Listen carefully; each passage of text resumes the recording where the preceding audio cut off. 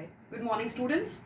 I'm Bharti Sehgal from the SD Vidya School. Now we are going to start with the next topic, which is the excretion in human beings.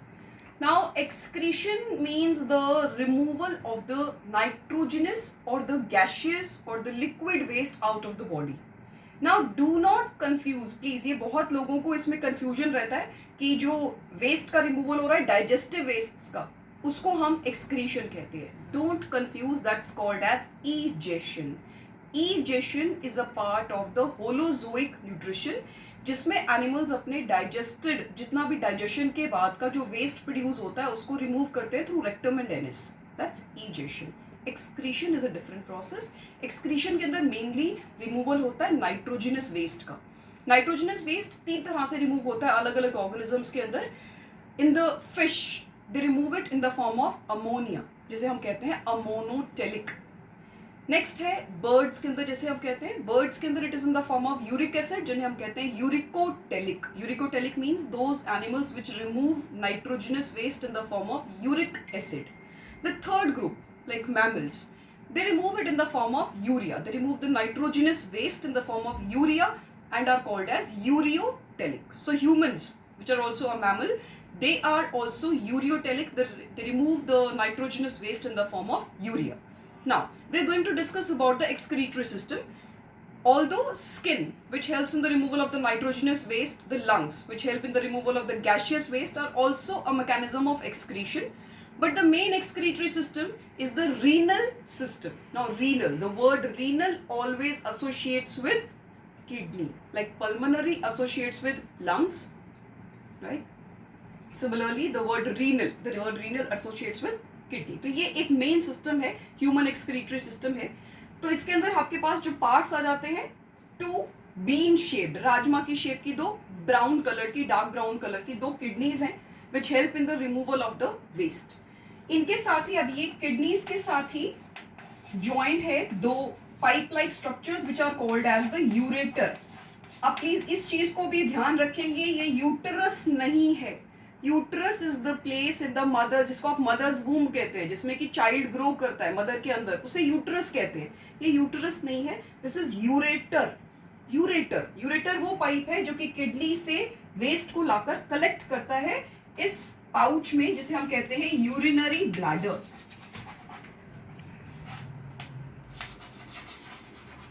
Urinary bladder. तो जितना भी urinary आपका यहाँ पर waste produce हो रहा है, it is in the form of urine. तो यूरिन जो है वो कलेक्ट होता है इन द यूरिनरी ब्लैडर. तो अब यहाँ पर हमने डिस्कस किया कि 2 बीन शेप्ड किडनीज हैं जो कि आपकी मेन एक्सक्रीटरी ऑर्गन्स हैं, जिनसे पाइप्स अटैच्ड है, जिन्हें हम कहते हैं यूरेटर. जहां कलेक्ट करते हैं उसे कहते हैं यूरिनरी ब्लैडर, और जिसके थ्रू बॉडी से रिमूव करते हैं, that's called as urethra.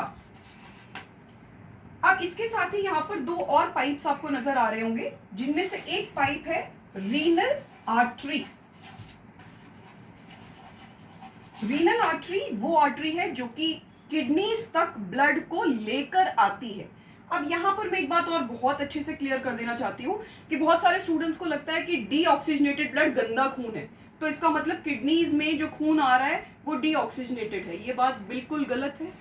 Kidneys तक जो ब्लड आ रहा है वो ऑक्सीजनेटेड है, लेकिन उसमें अभी भी बहुत सारा वेस्ट है, नाइट्रोजिनस वेस्ट है, लेकिन वो ऑक्सीजनेटेड ब्लड है. उसे आर्टरीज कैरी कर रही है, रीनल आर्टरी. अब ये रीनल आर्टरी जो ब्लड कैरी कर रही है, ऑल्दो उसमें वेस्ट है, लेकिन वो ऑक्सीजनेटेड ब्लड है. अब लेकर जाने का काम करेंगी रीनल वेन, जो कि अब यहाँ पर आपको पता लग गया होगा रीनल वेन कौन सी होगी. रीनल वेन जो कि यहाँ से ब्लड लेकर जाएगी, कैसा, जो कि प्योर होगा लेकिन डीऑक्सीजनेटेड होगा, जिसमें से नाइट्रोजनस वेस्ट तो निकल गया लेकिन वो डीऑक्सीजनेट हो गया. तो यहाँ पर ये कॉन्सेप्ट बिल्कुल अपने माइंड में क्लियर करके रखिए कि ऑक्सीजनेटेड ब्लड और डीऑक्सीजनेटेड ब्लड और प्योर और इम्प्योर, इन दोनों में फर्क है. So this is the general structure of the excretory system with the 2 kidneys, the renal artery, the renal vein, the ureter, the urinary bladder and the urethra. So that's about the excretory system. Now let's move on to the process of the removal of the waste. Now this process of removal of the waste basically occurs in 3 steps. सिर्फ 3 basic step है जिसके अंदर पूरा ये process complete हो जाता है. तो ये 3 बेसिक स्टेप्स जो है वो होते हैं किडनीज के यूनिट्स के अंदर। अब यहाँ पर भी कंफ्यूजन नहीं करना है, किडनीज के यूनिट्स का नाम है नेफ्रॉन, और जो बेसिक यूनिट है नर्वस सिस्टम का उसका नाम है न्यूरॉन। बहुत बार डायग्राम आता है, सीबीएसई में भी बहुत बार डायग्राम आता है, draw the structure of nephron and students draw a neuron. A neuron is a neuron, it is a part of nervous system. Nephron is a part of the excretory system, a part of the kidney. तो nephron के अंदर एक cup shaped structure रहता है जिसे हम कहते हैं, this is called Bowman's capsule. अब बोमेन्स कैप्सूल के साथ ही यहाँ पर कर्व्ड पाइप लाइक स्ट्रक्चर्स रहते हैं और उसके साथ ही यू शेप्ड स्ट्रक्चर रहता है। Now after this there is another tubular structure. अब यहाँ पर जो ये कप शेप्ड स्ट्रक्चर है इसी के अंदर ही आपके पास क्या आ रही है, जो आपका ब्लड आ रहा है रीनल आर्टरी से, वो यहाँ पर डिवाइड होकर पहुंच रहा है इन द कैपिलरीज। अब इन कैपिलरीज के साथ ये आपका बोमेन्स कैप्सूल है जहां पर कि ब्लड पहुंच रहा है, और यहां पर है आपकी कैपिलरीज का नेटवर्क जिसे हम कहते हैं ग्लोमेरुलस। अब ग्लोमेरुलस तक जब ये ब्लड पहुंचेगा तो यहां पर देखिए ये जो मेम्ब्रेन है of Bowman's capsule plus capillary की अपनी मेम्ब्रेन प्लस इन दोनों के बीच में एक बेसमेंट मेम्ब्रेन होती है, ये तीनों मिलकर जितना भी वेस्ट है इन द ब्लड उसको फिल्टर आउट कर देते हैं। और इसी प्रोसेस को हम कहते हैं the first step of the excretion which is called as ultra filtration. Ultra filtration क्यों कह रहे हैं, क्योंकि वो इतना रिफाइंड मैकेनिज्म है, अल्ट्रा मैकेनिज्म है कि जिससे कि ऑलमोस्ट सारा का सारा नाइट्रोजनस वेस्ट यहाँ पर ही रिमूव हो जाता है। तो यहाँ से सारा का सारा फिल्टर होके now it is coming to the this nephron, और नेफ्रॉन में आगे मूव करेगा। अब नेफ्रॉन के एक और पार्ट हम डिस्कस करते हैं, पीसीटी, यहाँ पर है डीसीटी, और नीचे ये यू शेप्ड स्ट्रक्चर जो आपको बताया द हेयरपिन लूप कहते हैं, हेयरपिन जैसा स्ट्रक्चर है।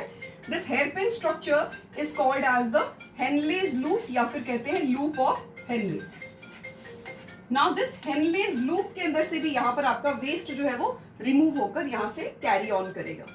अब ये सारा प्रोसेस बीच में हो रहा है जिसे हम कहते हैं यहाँ से अब अब्जॉर्प्शन रहेगा। Now the next step will be absorption, reabsorption. Reabsorption का मतलब क्या हुआ, दैट रीअब्जॉर्प्शन है कि यहाँ से जो भी चीज फिल्टर हुई और अगर बाय चांस कोई यूजफुल प्रोडक्ट्स फिल्टर होकर गलती से नेफ्रॉन में आ गए हैं तो उन चीजों को वापस रीअब्जॉर्ब किया जाएगा, जैसे अमीनो एसिड्स, ग्लूकोज या फिर वाटर, इन चीजों का वापस से कैपिलरीज के अंदर ब्लड उन्हें वापस अपने पास ले लेगा क्योंकि वो बॉडी को चाहिए, वो रिक्वायर्ड है। तो उस प्रोसेस को हम कहते हैं रीअब्जॉर्प्शन। री का मतलब दोबारा से अब्सॉर्ब कर लेना कि गलती से चली गई थी। Although the mechanism is very refined as I told you, but still कुछ चीजें चली जाती हैं तो उसको वो वापस से अब्सॉर्ब कर लेगा, जो कि प्रोसेस होगा यहाँ पीसीटी, डीसीटी और लूप ऑफ हेनले के अंदर, हेनलेज लूप या लूप ऑफ हेनले जिसे हम कहते हैं। तो यहाँ से अब जो भी फिल्टर अब बच जाएगा वो आपका आ जाएगा in this tubular structure. This is called as collecting duct. Collecting duct बहुत सारे नेफ्रॉन से सारा यूरिन को कलेक्ट करता है और इसको आगे यूरेटर को दे देता है। यूरेटर मैंने अभी आपको बताया था, वो पाइप जो कि आगे फिर उसको यूरिनरी ब्लैडर तक लेके जाएगा। तो अब यहाँ पर आ जाएगा आपका तीसरा स्टेप जिसे हम कहते हैं सिक्रीशन। सिक्रीशन का मतलब क्या हुआ कि जो भी ये वेस्ट यहाँ पर बना वो सारा waste will go into this collecting duct and from this collecting duct it will go into ureter. Secrete हो रहा है वेस्ट का secretion, so that will be the third step.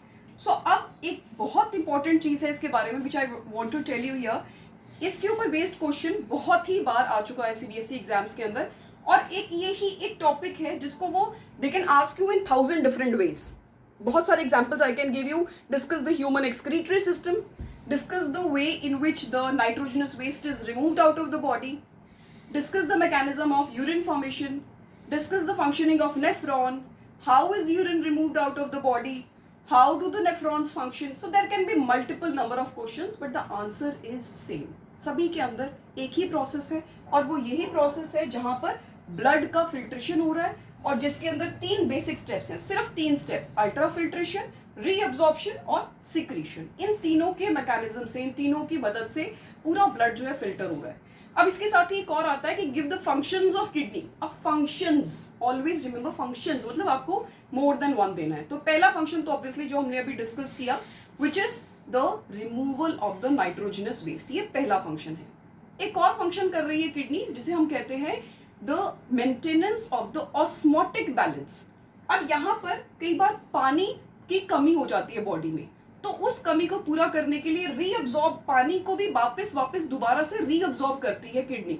तो इस प्रोसेस को, रीअब्जॉर्प्शन को वो यूज करती है वाटर और सॉल्ट के बैलेंस को मेंटेन करने के लिए। तो ये भी एक फंक्शन है किडनी का, इसीलिए हम कहते हैं कि ज्यादा पानी पीना चाहिए, सो दैट जो आपके अंदर, बॉडी के अंदर पानी की कमी नहीं हो और किडनीज पर ज्यादा प्रेशर नहीं पड़े। नहीं तो they will have to again and again reabsorb the water. आप जो थोड़ा बहुत पानी पी रहे हैं उसे बार बार रीअब्जॉर्प्शन करना पड़ेगा। तो ये एक सेकेंड फंक्शन है किडनी का। The first one, removal of the nitrogenous waste, and the second one is to maintain the osmotic balance of the body. So that's all about the excretory system in the human beings.